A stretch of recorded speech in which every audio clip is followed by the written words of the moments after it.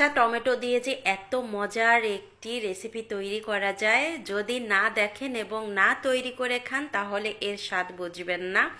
অনেক অনেক মজার হয়। আজকে কাঁচা টমেটো আর মাছের মাথা দিয়ে রান্না করব। প্রথমে কাঁচা টমেটো নিয়েছি, টমেটোগুলো আমি ধুয়ে পরিষ্কার করে নিয়েছি।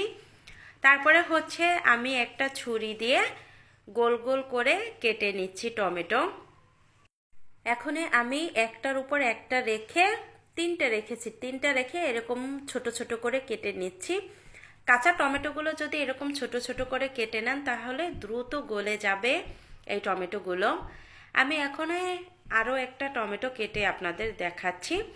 এটা আমি লম্বাভাবে কেটে নিয়েছি, তিনটা পিস রেখে তারপর আবার ছোট ছোট করে কেটে নিচ্ছি। সবগুলো টমেটো আমি সেমভাবেই কেটে নিব।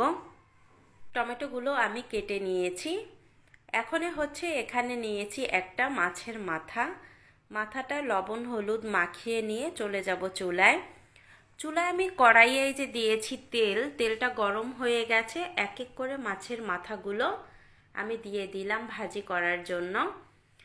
আমি 2 থেকে 3 মিনিট ভাজি করে নিয়েছি। তারপরে মাছের মাথাগুলো উল্টিয়ে দিচ্ছি।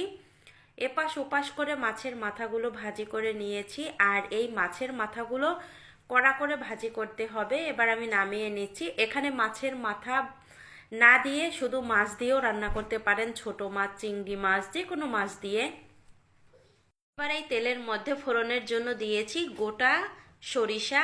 আর এখানে কোনো মশলা দিব না, শুধু সরিষা দিয়েই রান্না করা হবে। আর একটু তেঁতুল দিব পরে। এখন এই যে টমেটোগুলো দেয়া হয়েছে, দেওয়ার পরে একটু নেড়ে চেড়ে নিলাম।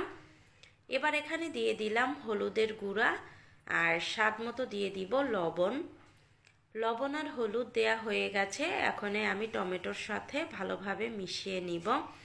মিশিয়ে 1 থেকে 2 মিনিটের মতো ঢাকনা ছাড়া একটু কষিয়ে নিতে হবে। এখন আমি একটা ঢাকনা দিয়ে 3 মিনিট কষিয়ে নিব। 3 মিনিট পরে আমি ফিরে আসলাম। টমেটোগুলো এত ভালো যে 3 মিনিটেই একটু ঢাকনা দিয়ে ঢেকে দিয়েছি, তাতেই গলে একেবারে নরম হয়ে গেছে। এরপরে আমি দিয়েছি কাঁচামরিচ দেওয়ার পরে এই যে এখানে দিয়ে দিলাম তেঁতুল। এই তেঁতুলটুকু আমি জল দিয়ে ভিজিয়ে রেখেছিলাম, জল সহকারে দিয়ে দিলাম। এবার আমি টমেটোটা রান্না করার জন্য আরও একটু জল দিয়েছি। জল দিয়ে তারপরে মাছের মাথাগুলো দিয়ে নেড়ে চেড়ে শুকিয়ে নিতে হবে। আর এখানে অবশ্যই একটু তেঁতুল দিবেন। তেঁতুল দিলে এই টমেটোটা খেতে অনেক অনেক বেশি মজার হয়, একটু টকটক লাগে। এই তো টমেটো রান্না হয়ে গেছে, একেবারে শুকিয়ে ফেলেছি। এবার চুলা থেকে নামিয়ে নিব।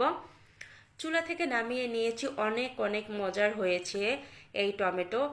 এই সিজনে আমি যে কতবার এই টমেটোটা এভাবে রান্না করে খাবো তার কোনো হিসাব নেই।